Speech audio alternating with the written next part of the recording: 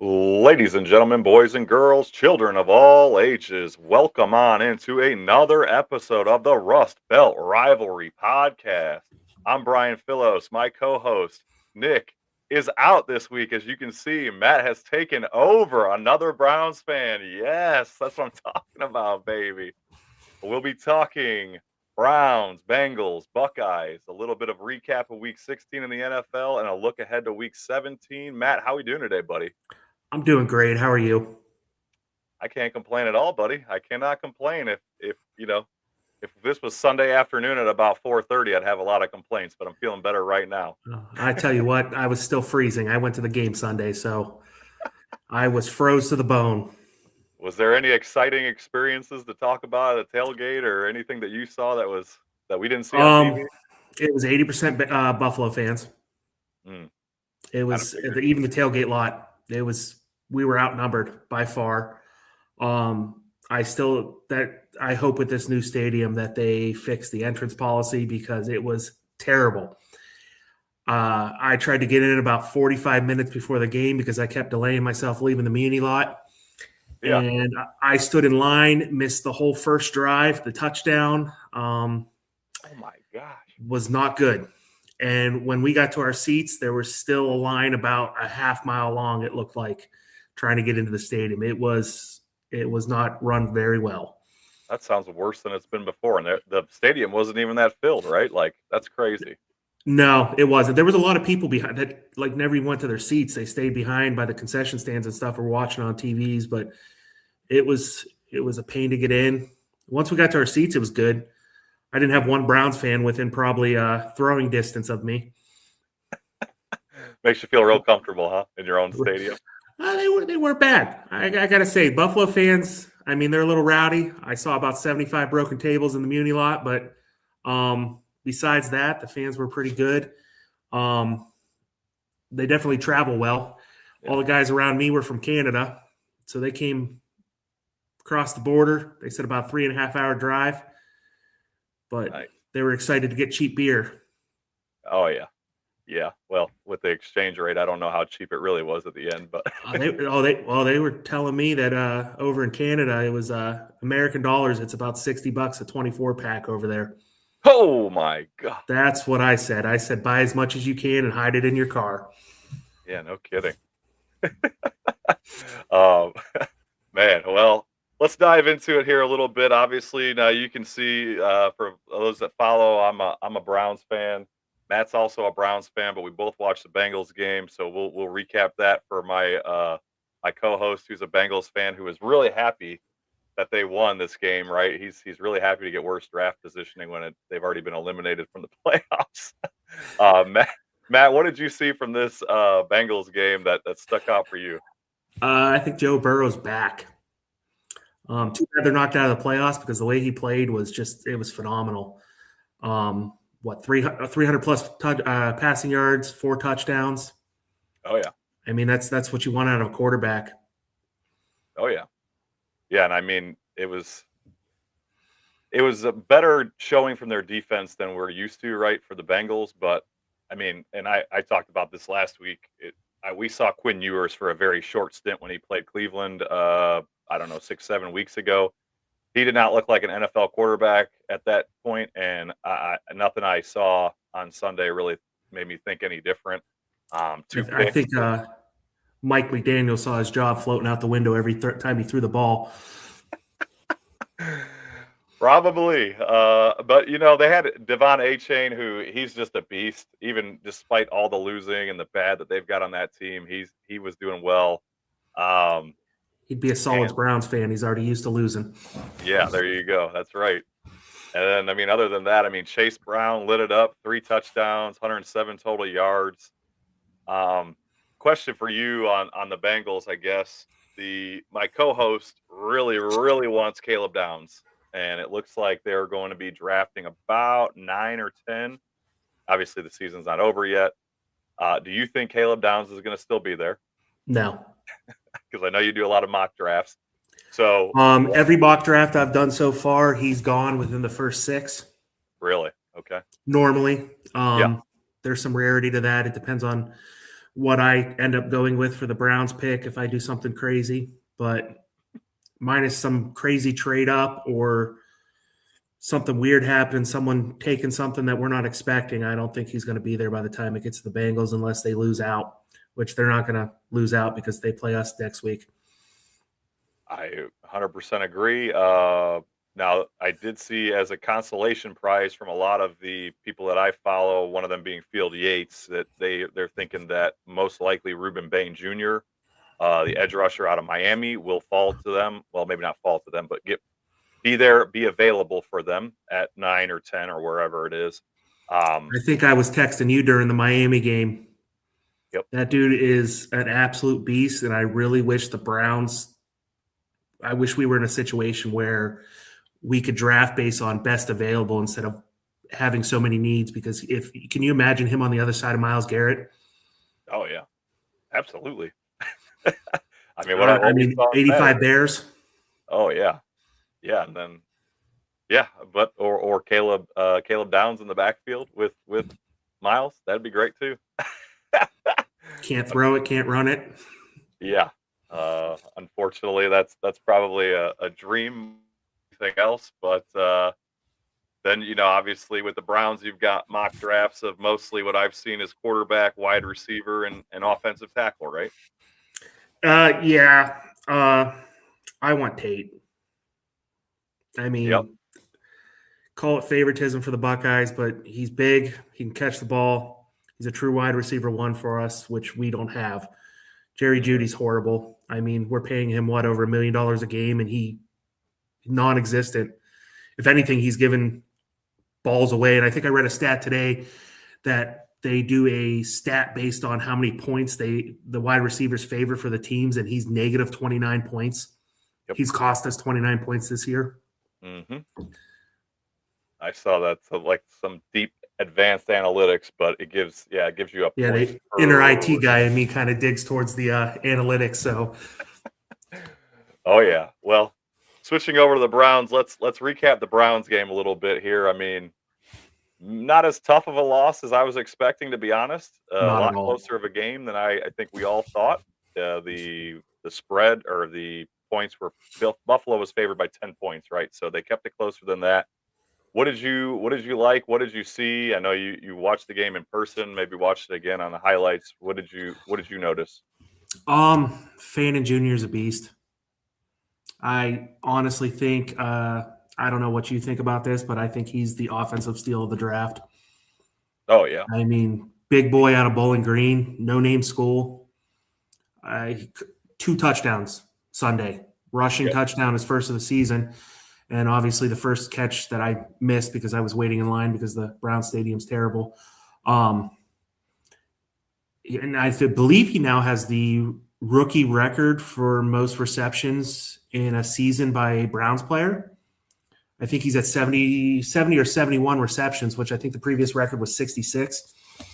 So here you go. I've got it pulled up. Yeah, it's actually, you're right. So yeah, currently he holds the record at 70. The next closest was Kevin Johnson in 99, Duke Johnson in 2015 was 61, and then Greg Little in 2011 was 61. So a bunch of no-name receivers. Well, they go down in Brown's lure since 99. I mean, come on. I mean, who could forget about Duke Johnson and Baker Mayfield talking about his contract, his rookie year? That was great. Duke was one of my favorites back then. I miss him. Me too. I've still got a signed poster from him, and sometimes I have it in the background on my TikToks. People give me crap about that. I'm like, get out of here, man. Duke was great while he was here. Some things that I noticed. I mean, the Browns, who have seemed checked out for the last 3-4 weeks, right? In general, as a team, they looked like they were already ready for Cancun. They played a tight game, right? They actually showed up for this game. I was impressed. Yeah, it was nice to see. Like I said, we obviously all were expecting a 10-point blowout or more. And I'm not going to lie, I took the Buffalo on FanDuels. So the Browns let me down twice Sunday. Lost $10 and the Browns lost. So that's why you never gamble on the Browns, Matt. You should know by now. I threw it in during the Muni lot. It was a little rough time. Oh, Yeah, well, you had some encouragement there. The other thing that I noticed, I mean, the defense was hemorrhaging, right? The first 3 drives they gave up, I mean, basically they were running rampant, right? The Bills were, and they could do whatever they wanted. We couldn't Seemed like stop Cook. no. And after that 3rd touchdown, I don't know if they changed the game plan, if something clicked, if it was partially the the Josh Allen injury or what it was, but it was nice to see, and they slowed it down pretty good. Yeah, I will say one thing. Miles Garrett, even though he did get his half sack, so he's even closer to the record.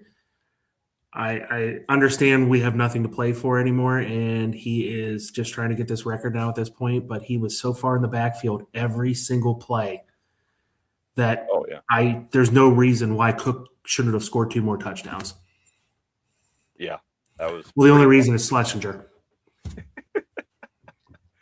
Yeah, no, he was. It was great. It was great that that did not happen.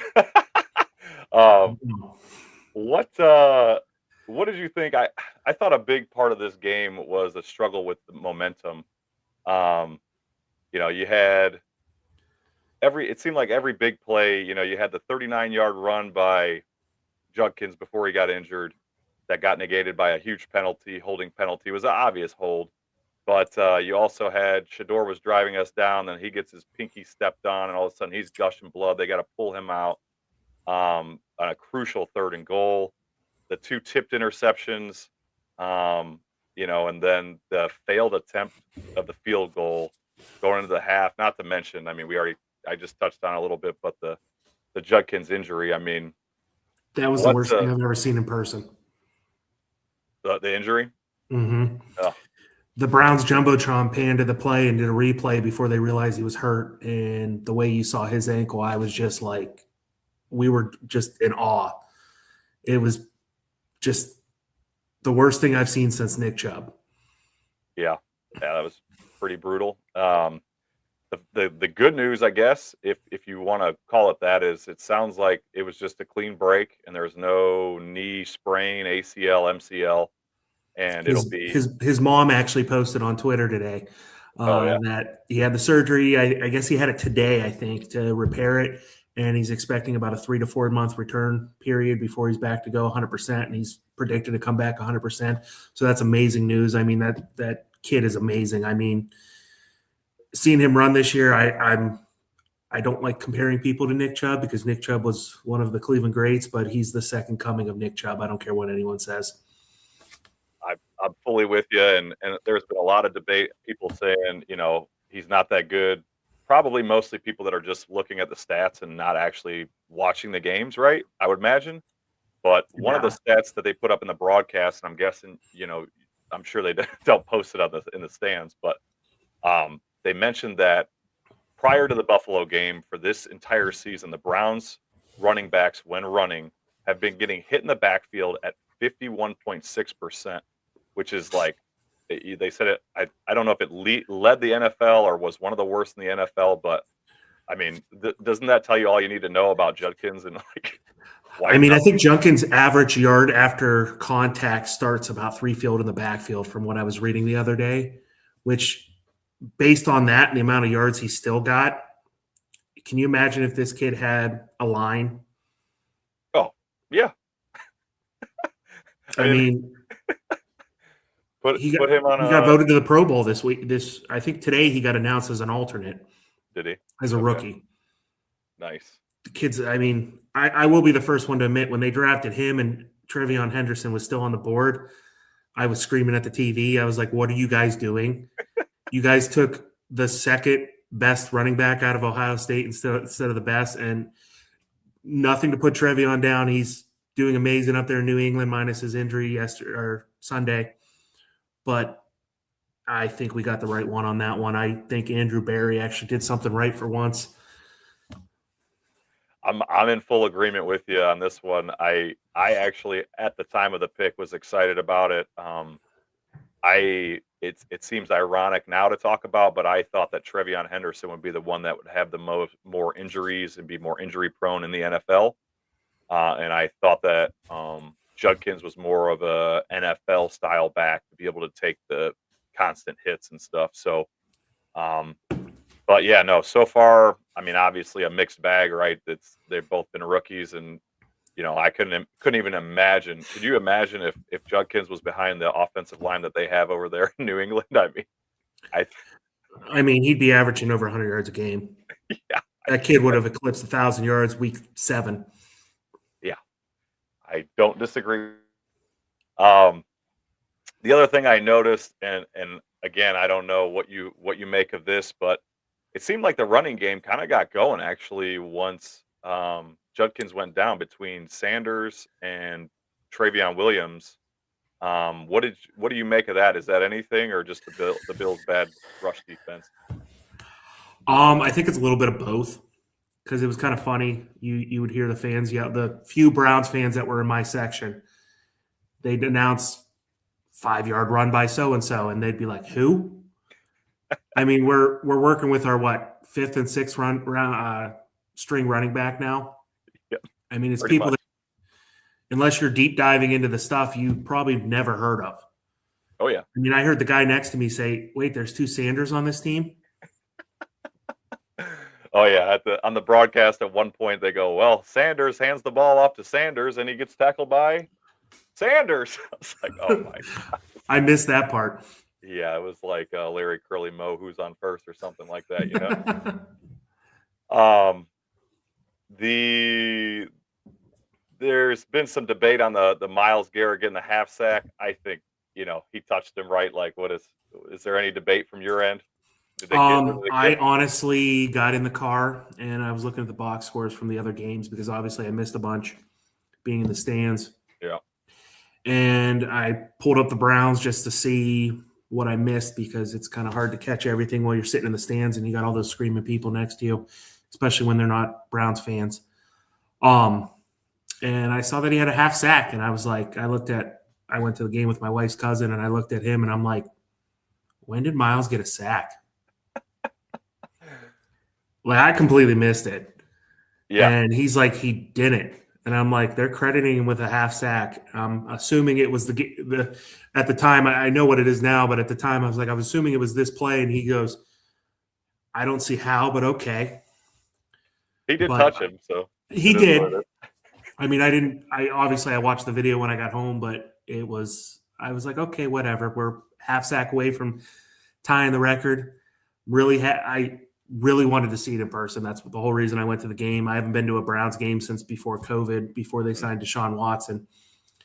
But I was really hoping to see it, but I'm kind of really hoping now that we get it against the Steelers, because Aaron Rodgers, one of the last quarterbacks, I mean, until 2 weeks ago when Phillip Rivers decided to come off the couch, one of the last quarterbacks from my childhood. I'd love to see him get pounded in the dirt once or twice by Myles Garrett, but don't think that's going to happen, though, because, I mean, I hope it happens, but after hearing what Mike Tomlin said a little bit ago, how he's telling his players, just take the penalty, don't let him touch the quarterback, don't let him get that sack. I don't know. Myles is going to have to do some work to get this sack. Well, you can tell that pretty much every team is completely game planning for Myles that entire game. It's just insane. They're pretty much telling the quarterbacks, the rest of the line is on you. Yeah. Everyone's watching Myles. Yeah. We'll keep him out of the backfield, but you have to worry about everyone else. Yeah. That's why Schlesinger got that, Oh, yeah. I don't know the exact – I didn't look the stats on it, but it seemed like he was 20 yards in the backfield when Schlesinger finally got to him, when they blew the whistle, because he didn't even tackle him. They blew the whistle because he was going to kill him. Oh, yeah. Oh, yeah. Yeah, that was nice to see, especially from another rookie. Which I don't know if you mind me touching on him for a second, but go ahead. He is by far, I think, the 100% the steal of the draft. I know he was a second rounder. He wasn't no deep round draft pick, but he is the most physical ready player I've ever seen coming out of a late round, after first round draft pick. And that man is going to have years to come of being one of the best, if not the best, linebacker in the league. He's like a ball hawk. Oh, yeah. He's got a magnet to that ball, and he's there every single time. If he's not getting the tackle, I think he had 14 tackles this game. I didn't look it up, but I wouldn't be surprised. 14 or 15, but I mean, God, when they drafted him out of UCLA, I was like, why are we taking someone out of UCLA? They're horrible. And I know you're not supposed to look at the team records when you're picking draft players and stuff like that, but that was my thought on the matter. But I hate giving Andrew Berry credit, but I think he hit the nail up until the Gabriel pick. I think he hit the nail on the head for every draft pick in this draft. I agree with you, even though at the time, at the time when they announced Carson Schlesinger and Joe Thomas didn't even know how to pronounce his name, I was like, oh, here we go. Here's another guy I've never heard of. What are we doing here? So you mentioned you mentioned Berry. Obviously, Stefanski, Berry are on the hot seat. Some people I'm hearing now, most recently, that most likely is that Stefanski gets fired and Andrew Berry gets promoted is what I'm hearing most rumblings about. What are your thoughts? What would you do if you were Jimmy Haslam? And well, first thing I would do would sell the team to somebody that actually cares about winning. Instead of just making money. This ain't no truck stop like the rest of the stuff he owns. But I mean, you can't expect much less from somebody that was a co-owner in the Steelers before he bought the Browns. But I like Andrew Berry's abilities. I don't think general manager is the right position for him. This is actually the first I'm hearing of him getting promoted instead of let go. But if we can keep him on the team in some sort of position where he can still have an insight, he's an analytic god. Say what you want about him, about his draft picking, but he's good at what he does, usually. I mean, he's had a lot of misses. Yep. But I think if you give his input towards a actual general manager, which I want I already picked somebody out for the position. I wish I was doing the hiring, but I want that Dodd out of the assistant GM out of the Colts. I think if we hire him and Andrew Berry can still stay on the roster and actually help the guy out, I'm all for that. Stefanski's got to go. We got to clean the house. Okay. Love Swartz to death. Defensive coordinator. He's great at what he does. Thank you for your service. Have a nice day. There's the door. Because I'm a firm believer when you hire a new head coach, he brings in who he wants. Sure. You're paying him millions of dollars. Let him coach the team. There's no reason to pay someone that much money and then still do the job for him. Yep. But I'm a firm believer Stefanski's got to go. I mean, if you look back at some of my older videos from the beginning of the season, I was beating this like a dead horse, and I apologized every time I did it, but it's time to go. I was hoping they would have fired him after the Miami game, but that didn't happen. But I think we need a new coach and let him bring in whoever he wants. There's a bunch of names out there. Who do you think? For a head coach? I've got my heart set. I know it's not going to happen. I know it wouldn't happen, but I've got my heart set on Brian Flores. That would be my number one candidate. If I was going with a defensive-minded head coach, that's who I was going to go with. And then, I mean, second to him, I would like to see Saleh. I would like to see somebody who has had coaching experience and has failed elsewhere. What's that? Mike McCarthy? I'm all right with Mike McCarthy. A lot of people don't like him, but I'm fine with him. I don't really know his age. He's old school, proven winner. I mean, I know his time in Dallas wasn't as good as it should have been, but I mean, much better than what we've had here.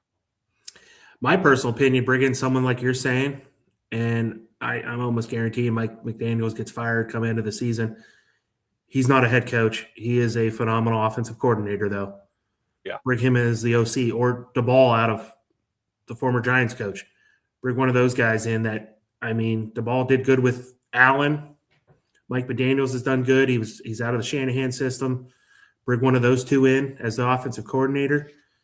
Find a defensive guy for defensive coordinator. I'm sure there's somebody out there. Oh yeah. No, I'd be fine with it. Like I said, if it's a defensive guy, offensive guy, I don't really care. I want a leader. Like that's the only thing I care about. I want somebody that can control these guys. I mean, I understand they're adults, but you're getting paid by this person to play millions of dollars to play a game. And if you're going to act up and not listen, I mean, can you imagine if Mike Tomlin was over there by when Metcalf did that with that fan. Oh, yeah. I mean, it would have been like a scene out of the Golden State game last night where the coach ripped into Green and told him to go to the locker room, and he disappeared for 20 minutes, missed the whole third quarter. Yeah, Tomlin doesn't mess around, and that's part of the reason why they're where they're at, right? Plus 500 every year. I mean, I hate the Steelers to death. I mean, they're our rivals, but Mike Tomlin doesn't have a losing record. Nope. But doesn't have a winning record in the playoffs either, but that's neither here nor there. He's the Dak Prescott of coaches, I think. Well, he'll have another chance to do it again this year, right? They'll be in the playoffs, so I'm hoping. All right. Let's move on to around the NFL here. Let's talk about some injuries, some key injuries that happened in the week. It seemed like half the damn Patriots roster got injured. We talked about it. Travion Henderson went down. The two tackles, Thayer Mumford, Morgan Moses, and you have a defensive lineman, Kyrie Tyunga. Patty will probably make fun of me for trying to pronounce that. And then Demario Douglas.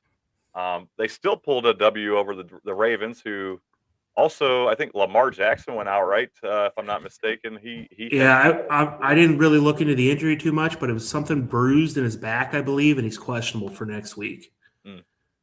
So, which is not good for their playoff hopes. No, and it looms large for us too. I mean, well, we can get into it a little bit later, but if the Ravens lose on Saturday, then the Steelers have nothing to play for. They've already clinched. So that might give us a win that I don't really want right now. I don't want to win the rest of the year. I mean, say what you want, but I want that draft pick high as possible, even if we trade back. Yeah, I completely agree. Other injuries, J.J. McCarthy throwing hand, so we get to see Max Brosmer back. Their coach just announced a little bit ago, it came across my phone, it's actual fractured bone in his hand. Oh, really? So he's probably out for the year, huh? I mean, Aaron Rodgers broke his hand too. He had the same injury, so we'll see how tough he is compared to Aaron Rodgers at 42 years old. Yeah, well, we'll see. Plus, again, that they have nothing. I mean, they got nothing to play for, though. Yeah. Then you got Gardner Minshew, the backup quarterback. Chiefs got the worst luck in the world right now. Wow, I think we all feel really bad for them. I was sitting here the other day, and my neighbor was over, and we're sitting here bullshitting, and he's like, we're talking about the Steelers, and he's like, I hate the Steelers. I'm like, to tell you the truth, I don't think there's a team in the NFL right now because of how bad the Browns have been that's actual rivalry anymore for me. So I'm like, I don't hate any. I'm like, never mind the Chiefs. I hate the Chiefs. You and my co-host would get along. He hates the Chiefs as well, but I'm like, what? We're not even in their league. Aside from that one dirty hit that should have been called in the playoffs, feels like a million years ago. There's two people I hate in this league right now, and it's both people that hit Nick Chubb. I hear you on that. So yeah, there's another guy I never even heard of, Chris Oladokin. That's going to be the quarterback, I guess, this Sunday for the Chiefs. So they did just pull. I'm not even going to say the name because I'm not 100% sure who it even was, but they stole somebody off the Bills practice squad about an hour ago to be the backup. Okay. Well, as long as they're not stealing any more offensive guards that perform well off of our roster, I'm okay with that. And then Jordan Love with a concussion. So Malik Willis. Jordan Love cost me a bunch of money on Saturday. If he would have thrown one touchdown, I would have won like $1,100 on FanDuel's, and he got that concussion. I was like, you got to be kidding me. You hate to see it. This is why you gamble responsibly, ladies and gentlemen. So I mean, let's kind of just dive right into it. I mean, we can talk about the playoff picture here. You want to start in the AFC or the NFC? What do you prefer? Let's go NFC. NFC. So it's pretty almost cut and dry. I mean, you've got Carolina and Green Bay who haven't clinched yet, but it looks like everybody else is in. The only team on the outside looking in is Detroit. And then what you can't see here because the graphic is too big because of my lack of IT abilities is the Tampa Bay Buccaneers and old Baker Mayfield. What do you see happening with especially with Carolina and Tampa Bay? I actually I did a chart the other day. I was going to post it on TikTok. I never did because I fell asleep. But I got my prediction for the top 7 already. I got Tampa Bay actually beating out Carolina to make the playoffs. I do have Chicago jumping ahead of Seattle, though, in the next 2 weeks, because even though it's a long shot, but I still think Seattle going into Carolina this week. Say what you want. I already got money on Carolina to beat Seattle. Okay. Yeah, no, I've been rooting for Chicago all year, so that'd be fine with me. See them as the 1 seed, get a nice little bye, and then what about Detroit and Green Bay? Do you think there's any chance that Detroit catches Green Bay for that 7 seed? No. I'm with you. They got to win out, and I think there was like 4 other things that had to happen, and it was like it brings back bad memories of the Browns when they were close a couple times, and I was like, well, mathematically we still have a chance, but I don't think it happens. Yeah, when it's like 0.6%, like, yeah, we still got a chance. And it's week 7. Yeah. Oh, don't say it. Don't go there. Don't go there, Matt. Oh my gosh. All right. I'm a lifelong Browns fan. I'm allowed to go there. It's the only thing that keeps me hopeful. So painful. Let's dive in a little bit on the AFC side of things. I mean, again, same deal here. I mean, Pittsburgh's not clinched yet, and then you've got Houston, who's in the lead right now for the 7 seed. Again, I'll ask you the same question. I mean, you kind of already mentioned it, Baltimore, but you see any chance for Baltimore or Indianapolis to sneak back in? You're going to probably tell me I'm stupid, but I have the Colts sneaking in over Houston. Yes. Well, obviously, yeah. Okay. They were my long shot preseason. I picked them to win the Super Bowl this year. I think Phillip Rivers is going to actually do something. He's playing for that comeback player of the year. I think he's in the 2nd spot right now. I'm hoping for a long shot for them. So do you happen to know by chance what all would need to happen for them? I know they got to win out. Okay. Let's see if I got it in my notes. Well, and they just lost to the 49ers. So, I mean, even though he has been shredding defenses. He didn't play bad, though. Even though they lost, it just Brock Purdy dropped a brick on him, saying he were my favorite player when I was in elementary school, and then dropped, 5 touchdowns? I do not have it in my notes on what they have to do. I left that. That's all right. I mean, at the very least, they've obviously got to beat the Jaguars this week, right? And then they play the Texans in the last game of the year. So, all I have in my notes is they must win and get major help. Yeah, I'm sure. So it must have been too long to list. Yeah. Makes sense. So, yeah, I mean, I hear you. It's a possibility. I think Houston's just clicking at the right time right now, and Houston will probably make it over the Colts. I just have, after that Deshaun Watson debacle, I have a deep hatred for that team. Oh man, you can't hate the team. I mean, they made a smart move. I mean, good for them. That's Albert Einstein level smart. I mean,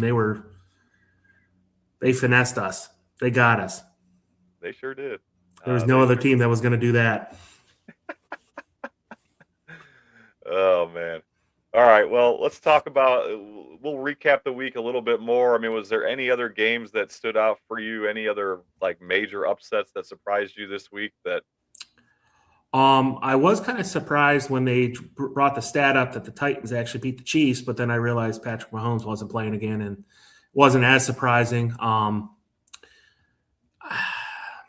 There wasn't really anything crazy for me that I remember. I was surprised the Broncos lost. This is starting to piss me off with Jacksonville. I mean, you trade back from the 5th pick to the 2nd pick, and you're thinking, oh, we're going to get a mid-teen at worst next year, and now you got a team chugging along quietly. No one's talking about them. Yeah.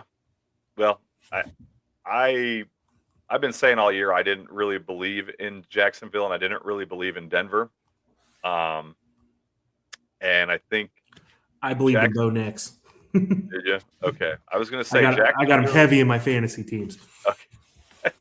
Well, that wasn't a smart move for this year, but the Jags just seem to keep getting better every week, I think. Whereas can you imagine if they had Hunter? What's his Hunter. name? Travis Hunter. Thank you. Oh, yeah. Brain fart. Dude goes down with an injury. He's supposed to be the next coming of Jesus for him, and yeah, no, I could imagine. I mean, and that scares me for next year. Yeah, I mean, like I said, I don't know. I mean, Trevor Lawrence has not been great. I think, I mean, obviously there's no surprise there, right? But he's had 2 good years. This is his 3rd out of 6 or 7. So I don't know. I just still don't have much faith. I mean, I think this year they're getting better and better, but I don't know. How much of this do you think is trying to figure out the best way to put this without being a dick on Trevor Lawrence? How much do you believe this is actually Trevor Lawrence is better versus somebody finally found a scheme that works for him? Oh, I think it's the scheme. I think it's Liam Cohen. I think without a doubt, right? I mean, I don't think there's any surprise there. And honestly, even though they were winning, Trevor Lawrence wasn't playing good for most of the year. So, I mean, he had a couple games only when the guy who had him on my fantasy league played against me, but that was it. Yeah, no, but like I said, I don't have a whole lot of faith, and it seems that I don't know most, unless you're Kyle Shanahan, most first-year coaches that show this spark or whatever, like Kevin Stefanski did in 2020, or just some of these young, bright-minded coaches. Once defenses have a whole offseason to kind of game plan for what they've seen and take away what your strengths are. I see them regressing next year. I've been surprised this whole year. So, but I do think they'll make some noise in the playoffs. Unfortunately for our draft pick, but what can you do? It's still going to be a 1st-round draft pick. I'm really excited to see what they do, what them and the Bears do next year with these 2 first-year head coaches that are. I don't even count the Patriots variable. I don't count him as a first-year head coach. Obviously, he had a bunch of 7 years with the 7 years, whatever it was, with the Titans. Yeah, that's the stupidest team in the world for getting rid of him. I mean, you don't get rid of someone like that. I don't care. That wasn't him. Yep, he certainly didn't trade AJ Brown. So, well, you mentioned the Bears. What are your thoughts on the Bears? I mean, you just mentioned Ben Johnson too. What are your thoughts on them as far as this year goes? I mean, are you convinced? Do you think that they can make a run? Do you think they're fraudulent? My co-host has this affinity for not liking Caleb Williams. I don't know if it's because he painted his nails one time or what, but painted his nails and wore a dress. Yeah. I'm torn. Okay. Part of me thinks Caleb Williams isn't who he is. I think it's the same situation as Lawrence. The other part of me thinks the Bears the rest of the team's legit now. I mean, they did things right. They got a coach that's perfect for them. I really wish we were open for a head coach last year because that's who I wanted. But I kind of have them going to the Super Bowl against the Broncos, but whoa, nice. I have one future bet out for the Super Bowl, and it's the Bears making it. I have the Bears winning it at that. Are you confident in that just because of your gambling? I was, or you really 100%. I was 100% sober when I made that bet. Okay. All right. Well, I mean, I don't know. I don't know if they can beat the Rams or the Seahawks right now, but I would love to see it because I want to. I hope. Yeah. But I have faith in them. I mean, as a Browns fan, you got to tie to other teams every once in a while in the playoffs because we're never there. But I would love to see a Super Bowl with teams that aren't the same 5-6 teams every year. It's kind of nice the Chiefs aren't going to be there. 100%. First time in 25 years or whatever that Brady, Mahomes, or Manning won't be in a Super Bowl or it was 98? 98, so 99. 26 years. Yeah, that's a long time, man. Well, let's look at the week ahead. So what do you see? We've got the Browns are playing the Steelers. You mentioned it earlier. They're coming off of a win where I'm confident that the refs just handed that to them with 2 offensive pass interference calls in the last drive of the game for just a gift. Um, what do you see happening on Sunday? Let's assume here for this sake that the Ravens do win, so the Steelers are actually have something to play for. What do you think is going to happen? They are going to win. Okay. We're not going to beat the Steelers. I mean, unless they sit their starters. I mean, I know they're going to be down Metcalf now for some of the 2 biggest games of the year for him, Mm-hmm. Which is a whole nother story. It's going to be closer than people think because I think the Browns defense is actually going to step up. And I mean, it's a rival. And I'm really excited to get some tape on Shador against the Steelers because Gabriel threw 52 passes against them, and I think 4 of them were over 7 yards downfield out of the 52. So I'm hoping that shuts some people up about saying that Gabriel's better than Shador. I'm not saying Shador's the answer, but he's definitely better than Gabriel. I got us losing by less than 10 points. Okay. I think it's going to be like 23-16-ish. Okay. I do think Miles has a legit. I hope Miles gets the sack record, but if he does get it, it's going to be early on in the game. And then hopefully he gets it early on in the game so he quits trying and he actually stops people from running the ball. Yep. I would hope for that. Yeah, I mean that's kind of very similar to what I was thinking. I've got I think he gets the sack record, and if for some reason the Ravens do lose on Saturday, I think if he gets it over Mason Rudolph, that would be just absolutely excellent cinema. But that would be by far. I mean, I would probably have that looping in the background for the next couple of weeks. Wonder if that. I wonder if that helmet ever made it to eBay. I would have paid good money to have that helmet on my wall. Yeah, well, I think people would pay more money to hear the recording of what actually was said that somehow the got lost. NFL somehow with 1,700 IT people lost it. Yeah, no, but I think he gets the sack record regardless of quarterback. I think it's going to go a lot like the Buffalo game did, right? I think it's going to kind of be a back and forth. The Steelers' run game is getting good right now, right? They've been putting it on the last few weeks, and our run defense has not been great. Like I said, our defense took like 2 steps back in the last 3 weeks, and I don't know what's going on. Well, I think a big part of it is, well, we lost Malik Collins, but it was kind of, we were sputtering before that. Part of it is Denzel Ward's not played the last 2 weeks. Part of it, I think, is some of the rookies who are making major contributions to this team. This is the most games they've ever played, right? They've never played a season this long before. So Mason Graham, Carson Schlesinger, they're playing 3-4 games over their normal length of season now at this point. Yep. I guarantee you they're gassed. Oh, yeah. So, but I'm with you. I actually am surprised how close we are. I've got the Steelers beating us out 24-20. Like you said, I definitely see Shador having a better game than Dylan Gabriel did against the Steelers earlier this year. But I think they're testing him. Obviously we don't have much to play for, right? And I think last week we saw a lot of they're like, hey, short passes, right? We want short intermediate passes. The Bills' strength is down the field. Let's not throw the ball deep down the field unless it's open, right? So I did catch some breakdown from Chase Daniels of him not even going to his first, what should have been his first read, and just automatically dumping to his second. But there was probably 5 or 6 pass plays that I physically watched in that stadium.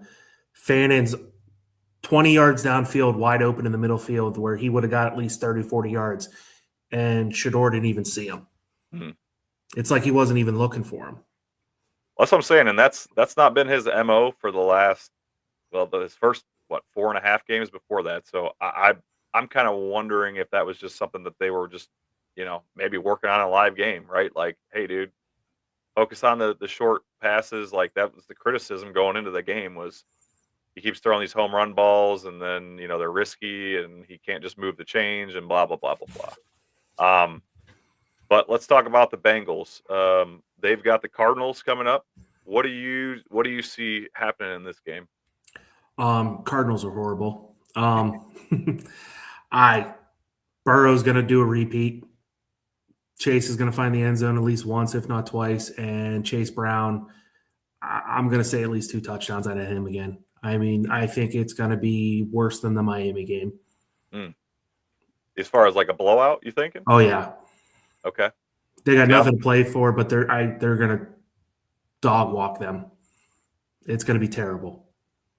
That was my initial thought, but then I thought to myself, this is the Bengals defense we're talking about here. And if the Bengals defense did not get interceptions or fumbles, they're terrible, right? Like they just give up tons of yards and tons of points. So I actually think that Jacoby Brissett's playing for something, and he's,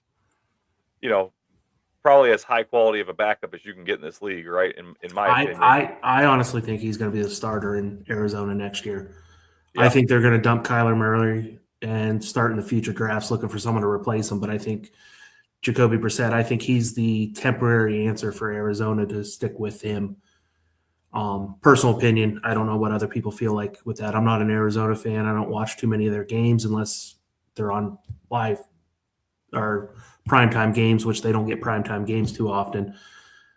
But I think Jacoby Brissett has proven that he is a legitimate starter in this league, and he's going to be able to do something where they got to get rid of Kyler Murray.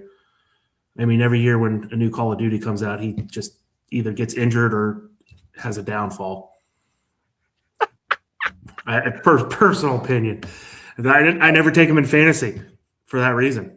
I didn't realize there was a correlation there. That's you might be onto something there. Do a deep dive into that one time. There's a whole thing on him in Call of Duty. He actually had something in his contract one year that said he's only allowed so much time on the game because he was doing that instead of reading the playbook. Well, we're not too far off there, but yeah, like I said, I'm with you, man. I think Jacoby Brissett, he's not allergic to 300-yard games, and the Bengals are allergic to playing defense. So I wouldn't be surprised. I know the Bengals, again, just from kind of covering them for most part of the year, they are horrible against the tight end. And you got Trey McBride. I think my bold prediction, I think Trey McBride has a huge game. I think he puts up 2 touchdowns. And I think it's going to be a closer game than everybody expects. The over is actually 53.5 points for the total points. I think that's going to get crushed. I think it's going to be some weird scoring game, like the Bengals 40, Cardinals 38, like just some kind of weird. I mean, I can see it. I'm a deadlock on the amount of points I think the Bengals are going to score, but I'm 100% open to Arizona actually showing up. Yeah. But I think the Bengals, no matter what, are going to win. Well, I hope so. Unfortunately for your co-host, there goes that any chance of drafting anybody out of the Buckeyes. Further and further away from that number 1 pick. What about the other games? The other games that I'm looking forward to, I noticed the Texans and the Chargers are playing Saturday. That should be a damn good game. 2 damn good defenses there. And then you've got, obviously, C.J. Stroud versus Justin Herbert. And you've got the Eagles and the Bills on Sunday at 4:30. And then we already talked about the Bears, but you've got the Bears and 49ers actually at 8:20 on Sunday night. So that should be a heck of a good game Sunday night. Are any of those ones you're looking forward to, and anything else that I missed? Let's see here. The Houston-LA game, that's my lock-in for Sunday or the Saturday game. Well, obviously there's not going to be another game during that time, but definitely going to be tuning in for that one. Already set my schedule aside for that one. I'll be in the garage with the neighbors. I think the Chargers pull that one off. I think Houston loses. Chargers have something to play for, just like Houston does, but I think the Chargers have more experience in this point. Mm-hmm. What was the other game you mentioned? The Eagles, Bills, and then the Bears, 49ers. The Eagles are not beating the Bills at home. As long as Josh Allen is healthy, he is not going to let that happen. They need to win to help their playoff spots. Yeah. It's going to be super close. It's going to be a high scoring game. I don't think the defenses are going to be showing up much, but I think they're going to be winging it. You're going to see a couple tush pushes. But I think the Bills pull that one off too. I actually have them locked in as a sure win in my book for Sunday when I do my FanDuel. Okay. Well, what other locks do you have for this week? We talked about locks. I don't know how many do you have? Denver over Kansas City. Okay, well, yeah. I think it's minus 1,000. Oh, jeez. I think it was when I looked at it earlier. I looked at that. I'm like, I don't even want to touch that on the gambling side of things, but they're going to win. Yeah. Kansas City doesn't even know who their quarterback's going to be at this point. I don't think so. No. Let's see here. I definitely have the Bengals over the Cardinals, Patriots over the Jets, Saints over the Titans, and Rams over the Falcons. Those are the only ones I'm 100% sure on and willing to put some money down. Okay. I do have the Colts beating the Jacksonville. So I'm not locked in on that. I don't know if I'm willing to dump any money on that, and I do have one upset for you. Okay, what do you got? Panthers are going to beat the Seahawks this week. The Panthers are going to win. As crazy as that sounds, I don't think it's that crazy, to be honest with you. I'm just throwing that out there. I didn't even see what the odds were for it. I have a feeling Bryce Young's going to pull something off. All my buddies at work were telling me I was stupid, but guess what? I got it. I got the feeling. I was going to say, as long as Bryce Young doesn't show up, the same Bryce Young that we saw on Monday Night Football against the 49ers, I think you're onto something there. Yeah, the only two. So it looks like Nick and I both went 1 for 2 last week on our locks. And honestly, I think if Jordan Love would have played that full game, I think that my other lock would have probably hit. But that's okay. That's what happens when you gamble. Green Bay would have scored 20 more points. Yep, which would have hit the over in total points. Yep. So I've got the Eagles and the Bills, the over in total points, 43.5. I think that's pretty easy money. I think both teams can put up 30 pretty easily. And especially with the way that the Bills defense has been playing the last few weeks. Then I mentioned the Cardinals and the Bengals. We talked about them earlier. The over is 53.5 points for total points. I think that's going to get mashed. I mean, at the very least, I think there's 60 points put up in that game. And hell, the Bengals could be close to 53 points just on their own with Joe Burrow being so freaking hot right now. So that's about all we've got for the NFL. Little bit of preview for the Buckeyes. We did find out that they're going to be playing the Miami Hurricanes. That'll be a New Year's Eve game, 7:30. So hopefully we have another show before then. If not, let's just dive into it a little bit here before we close it out. I am getting all kinds of flack from Miami fans on TikTok. At the end of that game on Saturday, I posted and said, Buckeyes win over the Hurricanes easy by double digits. And I think I offended about half the Miami fan base and part of college football that everybody now, everybody hates the Buckeyes. So was that one of the videos you took my advice on and yep, before you posted and got you the views? Sure did. Yeah, I sort of did the same thing.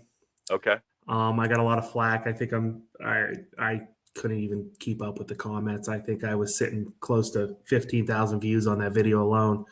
And they were, I stopped looking. They were, I don't know where these Miami fans came from, how they got on my algorithm, but you know what? Thanks for the comments. But yeah. Buckeyes are going to win by at least 2 touchdowns. I'm glad to see we're simpatico on that. You can make fun of me all you want in the comments. I don't care. Thank you for the comment. I appreciate the view. My opinion's not changing. I grew up in Northeast Ohio. The Buckeyes are going to win every week, no matter what, even if we're going to lose by 50, which has never happened to me. Yeah, no. And I mean, I was surprised. I mean, nobody's had anything nice to say about Carson Beck all year. But again, all of a sudden, they put up 10 points against A&M, and now they're all bold and saying that we've played nobody and all that. That's just like the Indiana beat us. They did a great job. I have a lot of respect for that program. A lot of respect for what Zanetti did. I mean, come on. They were the worst team in the league, 3 years ago? To this? That's amazing. Good for you. I'm proud to say somebody from the Big Ten is doing that. Yeah. You beat us by 3 points. Yep. They're telling us, they're in my comment section, oh, we pounded you guys. No, you didn't. You beat us by 3 points. Let's see how the playoffs go. If you think you can do it again, we'll see you in the championship. Oh, yeah. Yep. No, we're pretty much right in line on that. So no debate needed there. The only thing I'm worried about with Miami is Fletcher. We have to stop him. Yeah. Beck's going to be his own worst enemy. Mm-hmm. Fletcher, though, I mean, that kid can run the ball. He's got a set of legs on him. Mm-hmm. He is the only thing I'm worried about in that game. Well, I mean, the Buckeyes' run defense has been pretty damn good all year anyway. So it has, but still, there's always first time for everything. Oh, yeah. Yep. Well, hopefully Matt Patricia has them ready to go. So, all right, folks, that'll wrap us up. That's another week's episode of the Rust Belt Rivalry podcast. Browns fans, Bengals fans, stick in there. I guess Bengals fans have a lot more to look forward to right now than we do anyway. Buckeye Nation, can't wait for New Year's Eve. We got a lot to look forward to there. Matt, anything you want to say in the closing statements? Take us away. You care if I give a shout out to my page? Go ahead, man. Anyone, sports page to follow, Northeast Ohio, all Ohio sports. I throw a little bit of other big sports news in there. It's Slosh Sports Talk on TikTok. I'm looking for followers. Love doing it. It's kind of a hobby of mine. So go look my page up, shoot me a follow, look at my videos. This man right here, Brian, was actually the first man I ever followed on TikTok when I opened my page up, and he's the reason I started doing what I was doing, and randomly reached out to him a couple weeks ago and found out he lives by where I work, so that's how we met up. Oh, yeah. We're here we are. We got you on the show. Here we are. Didn't take long. Enjoying it, man. It's been fun. So love it. All right. Well, like, comment, subscribe. Anything you can do helps the algorithm, helps us out. So we'd appreciate it. Go follow Matt on Slosh Sports Talk. He puts up a lot of good posts, especially if you're Ohio State, Cleveland fan, any sport for that, obviously. So, all right, folks. Thanks again. Have a good night. Cheers.